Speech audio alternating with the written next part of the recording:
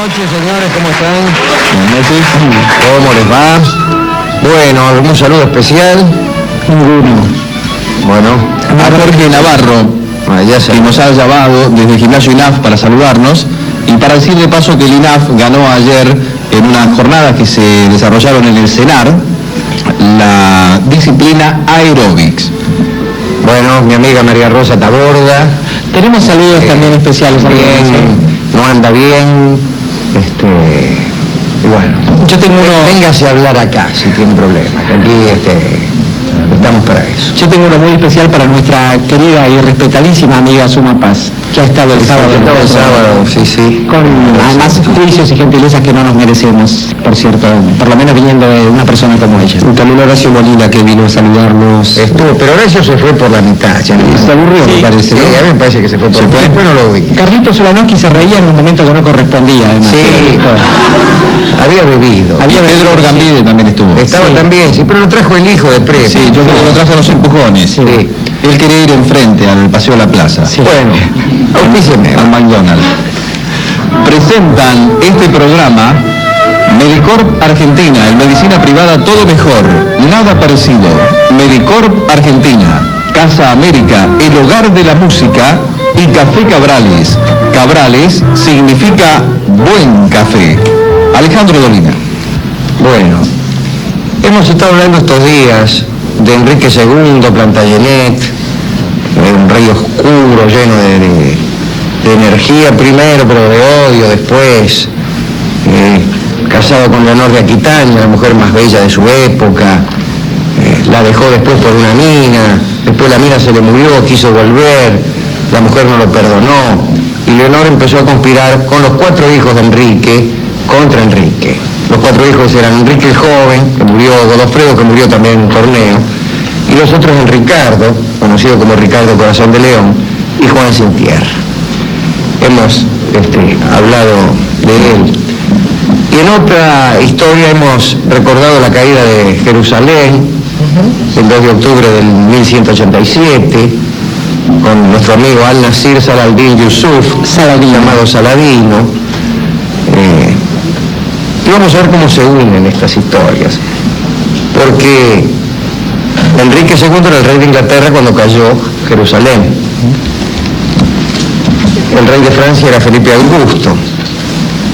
Y la noticia de la caída de Jerusalén destrozó a Occidente. El Papa Urbano se murió de pena, dicen. Su sucesor, Gregorio, lo siguió a la tumba casi de inmediato. Los profetas anunciaban que los niños nacidos después de la caída de Jerusalén solo tendrían 20 o 22 dientes, y que los lobos se reproducirían como conejos, y que las gallinas empollarían serpientes o bien basiliscos, que las 3 plagas de Abadón, la guerra, el hambre y la peste asolarían al mundo. Bueno, pero sí creció especialmente en el pueblo un gran deseo de ir a liberar el Santo Sepulcro en Jerusalén. Y entonces Felipe Augusto y Enrique II, reyes de Francia y de Inglaterra, hicieron una tregua para poder enviar a sus ejércitos a Tierra Santa. La tregua la hicieron en un lugar llamado Gisors, donde había un olmo muy grande, que según dicen 9 hombres haciendo ronda no bastaban para rodearlo. Bueno, determinaron que ninguna deuda sería exigible a los que partían a la cruzada, hasta después de 40 días del regreso. La iglesia iba a servir de garantía, desde luego daban indulgencia plenaria, y crearon un impuesto especial. A los que no partían a la cruzada, les cobraban el 10% de todas sus rentas y sus bienes muebles. Un diezmo. Y le llamaron, para no olvidar el objeto, el diezmo saladino. Pero, a pesar de esa tregua, las disputas siguieron. Después de haber hecho la tregua de Gisors, empezaron los reyes a percibir el diezmo saladino. Pero, de pronto, el hijo de Enrique, Ricardo Corazón de León, a la cabeza de sus hombres entró al condado de Toulouse, cuyo señor era vasallo del rey de Francia, y Felipe Augusto se vio obligado a intervenir. Guerra otra vez entre Inglaterra y Francia. Ricardo incendió Moissac, Felipe saqueó las ciudades de Ricardo en Francia. En ese tiempo el rey de Inglaterra tenía numerosas posesiones en el territorio francés, Châteauroux, Argenton, Montrichard, Chatillon. Y Enrique, el rey, retomó las armas. Entonces incendió Dreux y todas las aldeas entre Dreux y Gisors, y volvieron a encontrarse a ver si podían arreglar algo bajo el olmo de Gisors, pero Felipe derriba el olmo. Un gesto, Felipe Augusto, un gesto de ira, van a saber para qué, para jorobar a Enrique, que se suponía amaba los árboles, derriba el olmo y la guerra continúa. Ahora el pueblo quería ir a Jerusalén, entonces el Papa Clemente envió un legado a Juan de Anagni a ablandar a los reyes, y los reyes escucharon. Pero ahí, cuando estaban en medio de la tregua, Felipe Augusto, que estaba mejor, digamos, en armas que Enrique II, siempre Francia fue más poderosa que Inglaterra, exige la devolución de unos territorios y exige que su hermana Alice se case con Ricardo Corazón de León. Recordemos esto: la hermana de Felipe Augusto, Alice, estaba prometida a Ricardo Corazón de León, el hijo de Enrique II, pero se le habían dado a cuidar a Enrique II cuando tenía 11 o 12 años, y Enrique II no la cuidó muy bien, que digamos, o quizás sí. Hizo lo que pudo, claro. Hizo lo que pudo, se pusieron de novios, eran amantes. Todo lo que pudo, sí. El caso es que Felipe Augusto exigió que Alice se casara con Ricardo, y que este fuera además reconocido heredero de todas las posesiones francesas del rey de Inglaterra. Enrique ya se reía sarcásticamente para rechazar la propuesta, cuando, ante el estupor general, su hijo Ricardo se levantó y fue a inclinarse en señal de sumisión a Felipe Augusto. Y el rey, sorprendido entonces por la traición de su hijo, no pudo reaccionar. Ahí intervino Juan de Anagni y sugirió postergar, digamos, las decisiones hasta después de la cruzada. Felipe Augusto lo echó a patadas redondamente. Esa noche Ricardo permaneció en el campamento del rey de Francia, y el anciano rey Enrique II se quedó solo. Anciano no era anciano para la época y para sus enfermedades, estaba muy enfermo. Le quedaba solamente Juan Sin Tierra, su hijo preferido, el aguilucho. Estaba enfermo, lo llevan al castillo de Chinon, se está muriendo de pena. Se acercan unos clérigos, vienen a cobrar una vieja deuda, y le dicen: acuérdate de Thomas Becket. Recuerden ustedes, Enrique II había asesinado a Thomas Becket, su mejor amigo, amigo de la infancia, y santo además, canonizado después por la Iglesia. Por eso había sido excomulgado. Después él se azotó frente a la tumba, o sobre la tumba de Becket, y mal que mal lo volvieron al seno de la Iglesia, pero bueno. El caso es que, traicionado por todo, le falta el aire, se araña el pecho, en fin. El caso es que las fuerzas conjuntas de Ricardo y Felipe Augusto vencieron a Enrique. Y Felipe Augusto le impuso un tratado severísimo. Enrique debió aceptar todo, debió reconocerse adicto al rey de Francia, a merced y misericordia de él, ¿no? Las posesiones francesas pasaban directamente a su hijo Ricardo. Todavía Enrique soñaba con alguna revancha, le quedaba un hijo, Juan Sin Tierra, quizá pudiera curarse y vengarse. Y a último momento se agregó al tratado que Enrique se comprometía a no molestar a quienes lo habían traicionado aún en secreto. Cuando firmara, le darían la lista de traidores. Enrique, por cansancio y por curiosidad, firmó. Cuando todo hubo terminado, le entregaron un pergamino con la lista de traidores, que tenía muchos nombres, pero él solo leyó el primero: Juan Sin Tierra, Juan el Aguilucho, su hijo preferido. Y Enrique se muere en 1197 y sus últimas palabras fueron para maldecir a sus hijos. Una vez muerto su bastardo Godofredo, el único que le quedaba, pero que no era hijo legítimo de él, sino un bastardo, lo estaba cuidando, se marchó a cumplir unos recados, y cuando volvió el cuerpo de su padre estaba desnudo. Los servidores le habían despojado de sus ropas, le arrancaron los anillos, le saquearon la casa. Y Godofredo no consiguió permiso para usar las joyas reales, tuvo que ponerle un anillo de bronce y como corona un pedazo de un vestido de una mina que había ahí, ¿no? Así que enterraron un cadáver de carnaval. Muy bien, después de la muerte de Enrique, Ricardo fue a Winchester a encontrarse con Leonor de Aquitania, su madre, que estaba en cana, había metido en cana a Enrique II. Libera a la madre, se hace coronar rey de Inglaterra. Hay que decir que Ricardo hablaba francés y provenzal y no sabía una palabra de inglés. No sabía una palabra de inglés, cosa que era bastante frecuente porque, como se ha dicho, la corte inglesa no hablaba inglés, hablaba francés. Entonces, el inglés lo hablaba solamente el pueblo. Pero como quiera que sea, Ricardo, que era un hombre ancho de espaldas, simpático, hermoso, consolida su éxito personal en Inglaterra. Y aprovecha para despojar limpiamente al pueblo, estableciendo unos impuestos tremendos. Desde ya Enrique se había gastado el diezmo saladino en las guerras. Ricardo vendió obispados, restituyó por 10.000 libras los castillos al rey de Escocia, que con mucho esfuerzo le había ganado Enrique II. Dijo que el sello real se había perdido y que solo los títulos con su nuevo sello serían válidos, y la confirmación costaba carísima. Bueno, el caso es que hizo armar una flota de naves y de buses, de bases, que eran grandes barcos para 80 caballos y 300 pasajeros. Finalmente, Ricardo y Felipe Augusto, el rey de Francia, juran paz otra vez en Gisors, ya sin Olmo, y parten juntos a la cruzada. 10.000 ingleses y 4.000 franceses.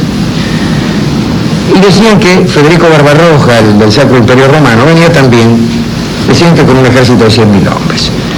Pero vienen signos inquietantes. Todo esto Saladino, tranquilo, en Jerusalén, y quedaban algunas ciudades en manos de los francos. Tiro, algunas regiones de la costa, pero muy pocos caballeros así. Vienen signos inquietantes, digo. En Lyon, el puente sobre el Ródano se viene abajo al paso de los ingleses. Federico Barbarroja se ahoga en un torrente y el ejército se le desbanda. Felipe y Ricardo llegan a Messina, donde tenían que embarcarse para el oriente para aprovechar los vientos favorables, pero llegan tarde. Pasan los vientos favorables y tienen que estar allí todo el invierno. A todo esto Saladino hacía 3 años que estaba en Jerusalén. 3 añitos. En realidad, Ricardo y Felipe Augusto jamás dejaron de provocarse. En Messina, por ejemplo, Ricardo renunció a casarse con Alice, la hermana del rey de Francia, y dijo: no meteré en mi cama las obras de mi padre. Entonces, Ricardo le dijo que de todos modos él metía en su cama cosas bastante peores, incluso hombres, como todo el mundo sabía. Lo cual también era cierto, claro. Ajá. Pero ahí se casó con Berenguer de Navarra, elegida por su madre, como al paso. Y también en el camino aprovechó para conquistar la isla de Chipre, enojado por un mal gesto que le hicieron al desembarcar. La conquistó. Después Ricardo le vendió Chipre al Temple, a los templarios. Después llegó a Tierra Santa y empezó también a hacer una competencia. Resulta que, por ejemplo, Felipe Augusto le pagaba 3 denarios a los soldados y él empezó a pagar 4. Le pasaban los soldados a él. Si en vez de atacar a Saladino, disputaban entre ellos. Y no atacaban. No atacaban. Bueno, siguen las broncas. Por ejemplo, Enrique de Champagne se pasó de las tropas francesas a las inglesas. Enrique de Champagne fue rey después, permítanme este paréntesis, fue rey de Jerusalén. Reyes estos que ya nunca estuvieron en Jerusalén, porque Guido de Luzón fue el último que estuvo en Jerusalén. Bueno, los otros eran reyes nominales, nunca llegaron a Jerusalén. Pero Enrique de Champagne se había hecho amigo del viejo de la montaña, de uno de los viejos de la montaña. Nosotros hablamos acá del viejo de la montaña, que en realidad era una serie de viejos que se sucedían unos a otros. El jefe de los asesinos, ¿no? Los asesinos, el jefe de los asesinos. Fedellines. Y parece que estaban tan bien entrenados los hombres del viejo de la montaña, que el viejo, que lo invitó, porque a veces invitaban los tipos, no estaban ahí, no atacaban, se hacían presentes, comerciaban, y el viejo de la montaña le invitó a Enrique de Champagne. Dijo, mire, yo acá los tengo, le voy a hacer una prueba. ¿De esos dos tipos que están ahí? Dice, tírense de la torre, le dijo. Y los dos tipos se tiraron de la torre. Se mataron. Se mataron. Y le dijo, dígale usted, dice, a cualquiera que se arroje, con mi agua y se va a arrojar. Hacen todo lo que yo le digo. Y dice, mire, si usted tiene algún enemigo, nosotros lo matamos. No, dijo Enrique Llamar, el que quieran. Otro sucesor del viejo de la montaña mandó dos tipos a matarlo a San Luis. Al rey San Luis, rey de Francia, Luis IX. Un par de reyes más adelante. Y después se arrepintió y mandó otros dos a matar a los que estaban por matar a San Luis. Así que miren cómo se la gastaba esa gente. También debemos decir, Alejandro, que la idea de nación todavía no era una idea que anidara en las personas del mismo modo que anidó unos 5 siglos más tarde, ¿no? No era tan importante ser francés o inglés, quizás era más importante cierta devoción por aquel que conducía los destinos de algún sector de la humanidad, ¿no? Sí. Y en este caso, a ver a qué señor respondía uno. Y el poder de los reyes era bastante limitado. Bueno, el caso es que siguen ahí, Ricardo y el otro, peleándose. Saladino alimentaba la discordia, era vivísimo, y hacía correr rumores de que estaba negociando con uno y con otro. Y claro, decía, traidor, decía, bueno, hasta que al final Felipe Augusto se cansa y se vuelve a Francia. Los partidarios de Ricardo decían que por cobardía, otros que por aburrimiento y otros porque extrañaba París, y aquel lugar era espantoso. Estaban en nuevos campamentos, no poseían, salvo la ciudad de Tiro, pero bueno, y les interesaba tener tiros. Se proponía que estaban en la costa. Había una fortaleza de Moab, creo, ahí, y después iban a ir a Jerusalén. Pero Ricardo no atacó Jerusalén. Era un hombre, pero muy valiente, de un gran valor personal, pero un mal estratega, y un hombre muy indeciso. Le decían ok no, en lengua provenzal, sí y no. Él necesitaba que lo atacaran para demostrar su valor. Necesitaba verse rodeado de enemigos y de peligro. Y ahí volvía ensangrentado de las refriegas, atacaba al primero, pero era un pésimo estratega. Es un carácter que se reproduce con frecuencia en la humanidad Sí, claro que sí. Al final firma una tregua con Saladino, tregua que dura 3 años, 3 meses y 3 días. Pero un día, un poco impaciente, hizo salir de Acre a los 2.800 prisioneros musulmanes que tenía como rehenes y ordenó que se los matara. Mató a los 2.800, un día tardaron en matar. Y Saladino mandó la Vera Cruz que él tenía, por lo que se suponía que era la Vera Cruz, ¿no?, que había encontrado Santa Elena, a un depósito de muebles de Damasco, y allí se perdió el rastro.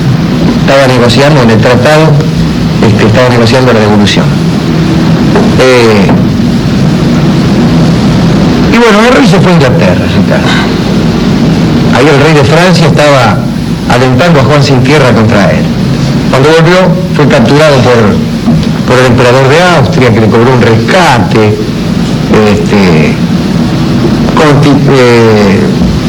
construyó algunos castillos por ahí después de pagado el rescate. Saladino murió ese mismo año, y nunca tuvo Saladino la ocasión de hacer su peregrinación a la Meca, el deber de todo musulmán. Nunca la pudo hacer, no tuvo tiempo jamás. Dejó 17 hijos y un imperio que no lo sobrevivió. Y les cuento el final de Ricardo Corazón de León. Ya en Inglaterra arreglaba sus cuentas con Juan sin tierra, se dedicaba a aventuras menores. Era muy rapaz. Le habían dicho que en un castillo de por ahí habían encontrado un rosario de oro, que había mucho oro en el castillo, Jalousie se llamaba el castillo. Bueno, llega al castillo, ve que el castillo es una ruina, lo defienden 40 tipos, y no hay nada, en el castillo no hay nada. Y dice, bueno, vamos a atacar igual. Ataca, se levanta medio desganado y va a atacar. Ni flechas tenían los tipos. Y uno, desde desde una de las troneras lo provoca y le dice, Ricardo, qué sé yo, el año pasado mataste a mi padre y a mis 2 hermanos, yo te voy a matar. Entonces le mandan una andanada de flechas, el tipo junta la flecha, elige una y se la tira a Ricardo. Ricardo ni caso le hizo, se volvía en este momento caminando, canchero, y le acertó una flecha en el palo, en el ojo. Le sacaron la flecha, pero no cauterizaron la herida. Este señor que lo provocaba se llamaba Beltrán de Gourdon, y lo capturaron. Lo trajeron a su presencia, a Ricardo, ya Ricardo afiebrado, infectado de herida, que había sacado la flecha, pero a todo esto el barbero que lo había operado había rajado porque sabía que algo había hecho mal. Cuando vio que se le agarraba fiebre a Ricardo, sabía como embaló para el otro lado. Y eso tuvo fe. Sí. Manda a llamar a Leonor de Aquitania porque sabe que se muere, su madre. Y traen a su presencia a Beltrán de Gourdon. Y le dice, yo te perdono, dice, te voy a regalar, no sé, le regalan unos chelines, para que hables de mi generosidad. Dice, hablaré de tu generosidad, le dice Beltrán, pero también diré lo que hiciste con mi padre y mis hermanos, lo mataste y le arrancaste los ojos. Bueno, dice, yo igual te perdono. Llega Leonor de Aquitania, exactamente en el momento que muere Ricardo. Te estaba esperando, madre, dije, y se muere. Y la madre lo tenían todavía Beltrán de Gourdon, y dice, mátenlo. ¿Me perdonó qué? Me perdonó, mátenlo. Tenía 42 años, Ricardo Corazón de León. ¿Cómo se unen historias que hemos contado independientemente en días anteriores? La historia de Enrique II, la historia de Ricardo, la historia de Saladino y de la tragedia de Jerusalén. Y cómo la codicia de estos hombres, verdaderos bárbaros, verdaderos, porque no tenían la menor idea de lo que era una organización que viene después en Occidente, viene después, están haciendo recién. Digo, cómo echaron a perder el reino, no podía sostenerse, no podía sostenerse. Había, perdónenme que me extienda un poco en esto, una fábula que contaban los judíos en Jerusalén. Sí, era una fábula porque hablaban los animales.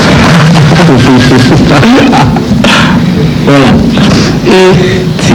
Era la historia de un zorro que estaba muy flaco. Tenía hambre y quería entrar a un corral que estaba perfectamente alambrado o tapiado. Alambre tejido no habría en aquel momento. No sé si habría alambre tampoco. No había seguramente. Yo digo que estaban cercados, esa es la palabra. Pero había un agujero en el cerco, un agujero por el cual podía pasar el zorro porque estaba muy flaco. Y pasa el zorro y se empieza a morfar unas ovejas. Claro, engorda. Y entonces se quiere ir en algún momento y no puede. Y para irse tiene que adelgazar de nuevo. Y así lo hace y sale. Y dice, los frutos de este corral son muy hermosos, pero ¿de qué sirve tomarlos si me tengo que ir tal como he venido? Y así decía Dios que era Jerusalén para los francos, como ese corral. Ahora, quiero dedicar este nudo de historias que me ha gustado mucho. Es menester decir, Alejandro, que por cierto mucho nos gusta cierto tipo de caracteres y pienso en dos formas de elaborar el propio destino.